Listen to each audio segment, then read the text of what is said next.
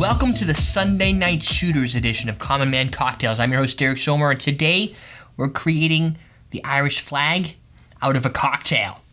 Awesome. And no, we're not going to sew it because nobody has enough time for that.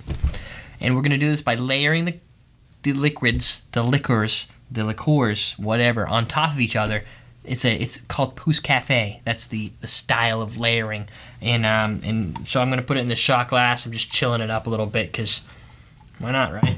And what we're gonna be using to make this, and you're gonna need a green, you're gonna need a kind of a white and a yellow, and you also have to make sure the densities work, that they're gonna sit on top of each other. And these happen to because I didn't make the recipe up.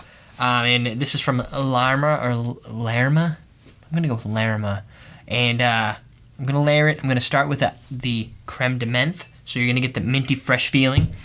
You're going to then go to an Irish cream. I'm using the Irish Manor Legendary Irish Cream Liqueur.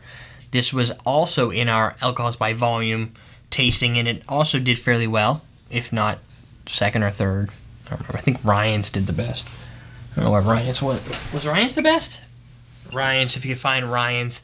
I also found out through some research that the importer is the same one that does Bailey's. In Connecticut, I think. Something like that. So, importer, yeah, whatever. So what we're going to do is layer them and see how it goes. I'm going to start. And the trick here is if you can get them kind of equally distributed. But the fact of the matter is this.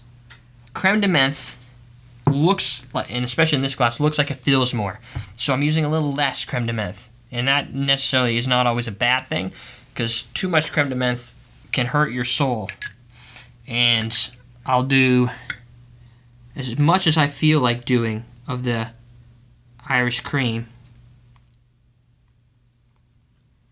It should be able to almost fill this.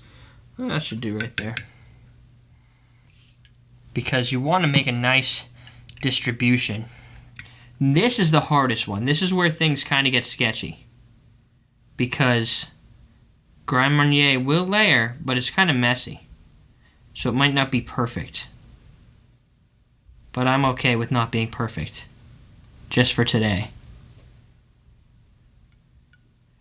Now, if I don't screw it up and I pull this out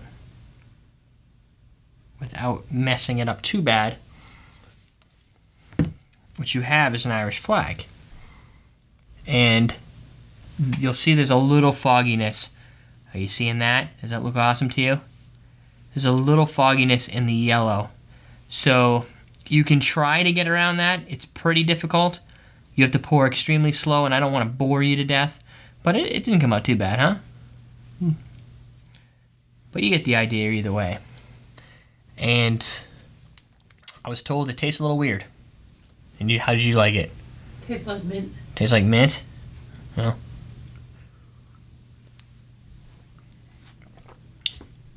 Yep. That is because it comes in last. And it's super potent. I think there's almost a coating of the Grand Marnier, but you can taste the creaminess too. Yeah. It's almost like a cream, a mint Irish cream. I'm thinking Grand Marnier. This is a very expensive way to use Grand Marnier. Because you're not really going to get too much because it's the first thing that enters your mouth, and it doesn't really get the sweet taste buds or anything. It kind of almost goes right down. And that mint comes in last, and it tickles all the way around your mouth, and boom, you've got yourself a minty, creamy drink, which is not necessarily bad. I don't think it really tastes weird. It tastes like these components, which could be good in coffee. Would be good in coffee. So there you go. That is the Irish flag for those that are ready to celebrate St. Patrick's Day. Layer those up. Serve them to your guests and just line them up on the table, and they'll come over and go, "You, my friend, are awesome." And that's what we're going for here on the show. Check us out at everydaydrinkers.tv. We're teaching you how to drink.